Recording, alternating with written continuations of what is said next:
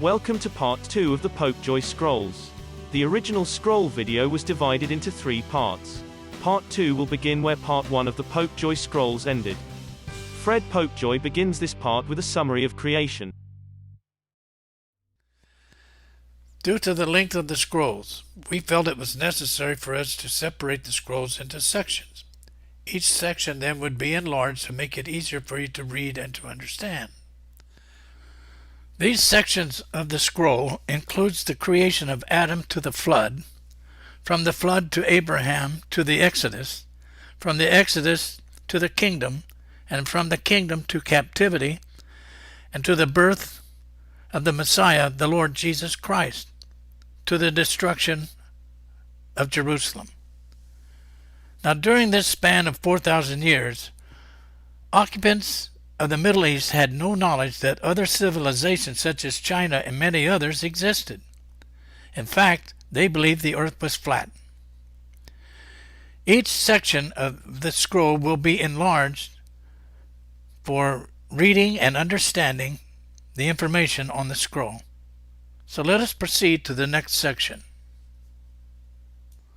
This enlarged section of the scroll shows the time from Adam to the flood.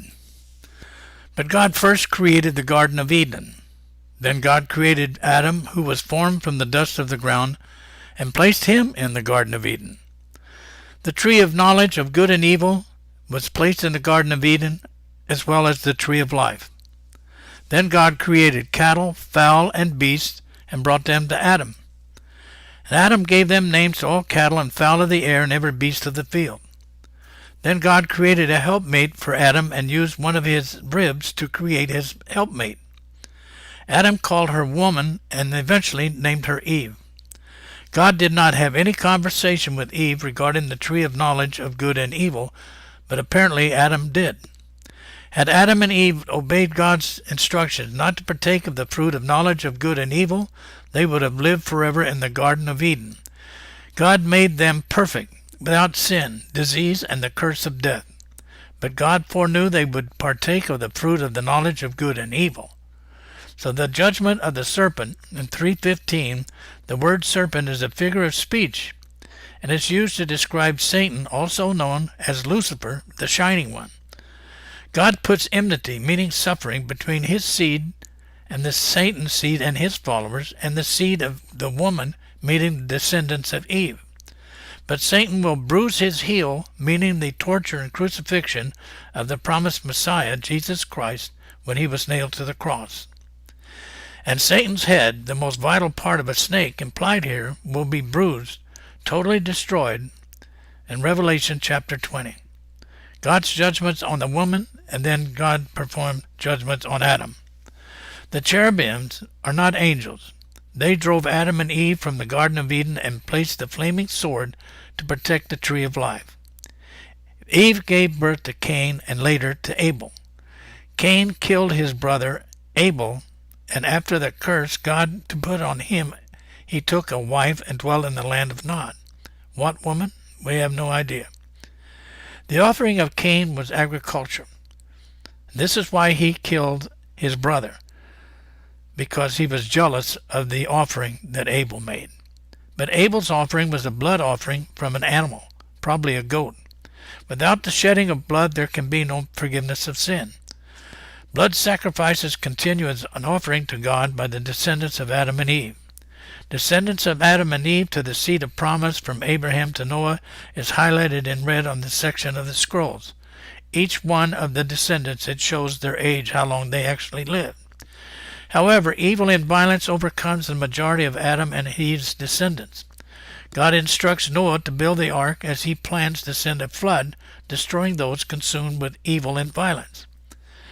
Take note, by 4000 BC, 86.5 million people inhabited the earth, posted from the timetables of history by Nard Grun.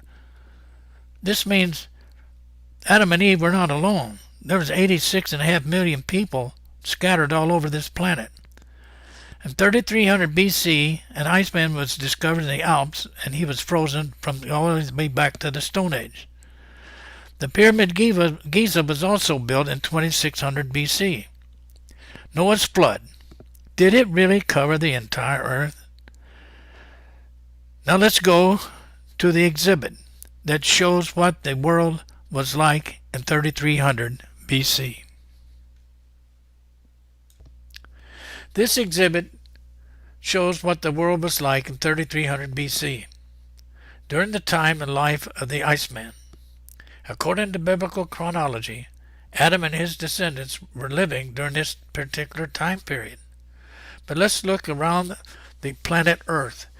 In Europe, there were people. Varna, Asia, Japan, India, Mesopotamia, the Middle East, Australia, Aborigines, Chile, South America, native cultures, North America, Africa, Egypt, and North Africa, Nubia.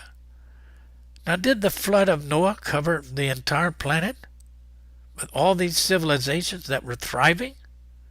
I don't believe it did, but I do believe that the flood that Noah had was for the people that God destroyed where they were outside of the Garden of Eden, and where that place is that nobody to this day really knows.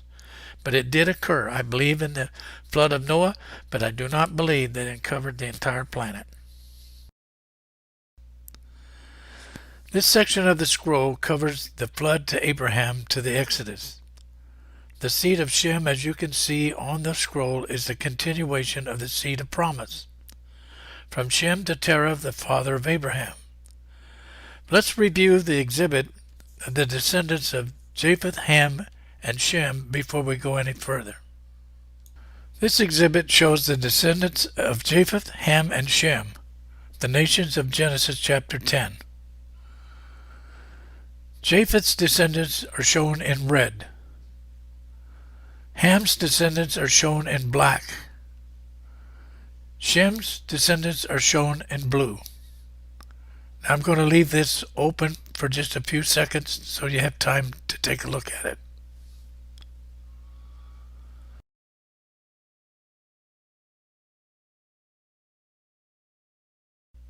Now, before we review the exhibit showing the descendants of Terah, I want to show the exhibit of the ancient world, which shows at the time of the patriarchs where they traveled.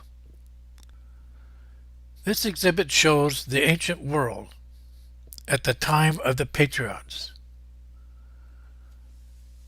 In red, it shows the root of Abraham and the patriarchs. The yellow shows the influence of major powers at that time. So I'll leave it open for a while so you can take a look at it.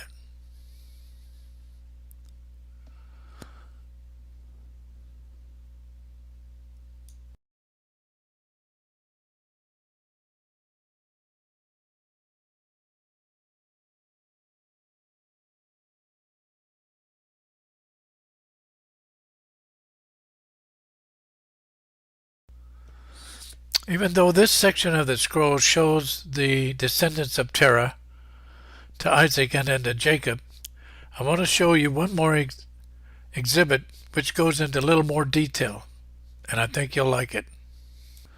This exhibit goes into more detail on the descendants of Terah and Abraham. This source was taken from the Companion Bible, which I modified for this project.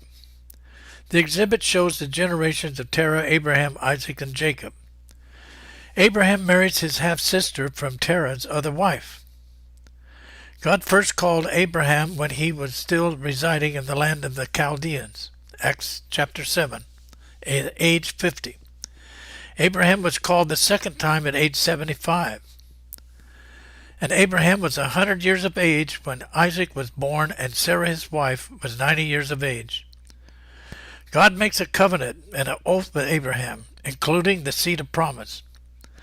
The covenant and the oath was passed on to Isaac and Jacob and their descendants, and God changed Jacob's name to Israel.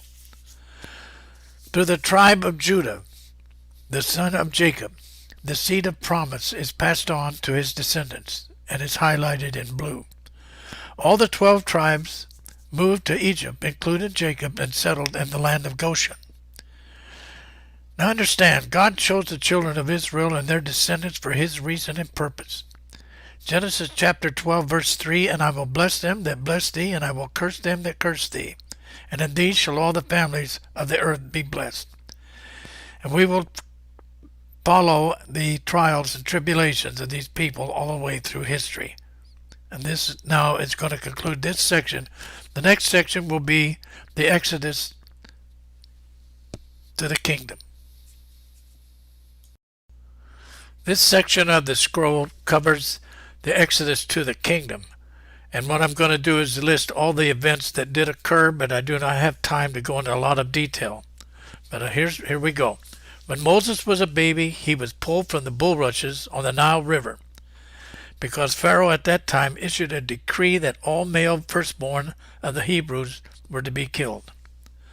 Moses was educated and raised in Egypt, but he was exiled to the Sinai desert for killing an Egyptian soldier. Then he seized the burning bush, and he answered the call, and at the time that he did, he was 80 years of age. This then concentrates where the Exodus begins, him and his brother Aaron. It involved the 10 plagues, and then the Exodus to Mount Sinai. And there the 10 commandments was issued. From there they built a tabernacle, the Ark of the Covenant, the menorah, priestly garments, and the Levitical priesthood was established, the Lord's feast, Israel in the desert for 40 years for disobedience, and the death of Moses when he was age 120. Joshua leads Israel to the promised land. The land is divided by lot and by tribe. Eleazar the priest assumes leadership over Israel, and there for a while the land rests from war. Joshua himself dies at age 110. Then the judges rule Israel for 450 years, and Israel then forsakes God's laws and becomes disobedient. And it seems to be that when they're disobedient, God punishes them by allowing other people conquer their lands and take their lands away from them. So when they obey God's laws, then they're allowed to keep the land. But Israel at that time insisted on having their own king rule over them, so God lets them choose their own king. They chose Saul to be king, and that became a disaster. Then God chooses David at a tender age of 16, and he's anointed to be king. He later is anointed the second time to be king of Judah. And then on the third time he's anointed to be king of all Israel, and at that time he was age 40. God does not allow David to build the temple due to the battles and the bloodshed on his enemies. David's son Solomon builds the temple. The kings reigned Israel for 180 years. Let's proceed to the next section of the scrolls for more detail. This section of the scroll covers the period from the kingdom to captivity. Israel's nation is divided into 2 kingdoms. The kingdoms of Israel and the northern kingdom comprised of the 10 tribes of Israel, and the southern kingdom comprised of the tribe of Judah and Benjamin. Over time, both kingdoms become corrupt.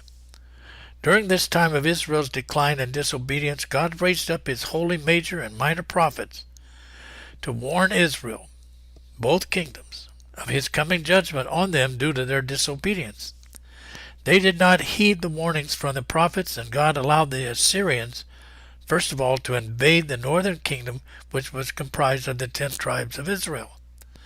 Then God allowed the Babylonians to invade and overtake both the northern territories of Israel and the southern kingdom of Judah. Then the temple of Jerusalem were destroyed. The desolation of captivity lasted for at least 70 years. Then both kingdoms of Israel are subdued by the Medo-Persian armies. And eventually, the Cyprus decree allows the tribes of Judah and Benjamin to return and rebuild the temple in Jerusalem. Thereafter, all tribes of Israel were called Jews. Alexander the Great conquers all of the Middle East and up to the border of India. After the death of Alexander, the Greek Empire is taken over by Ptolemy and Seleucid dynasties, fulfilling the prophecy of Daniel, chapter 11, verses 1 through 45.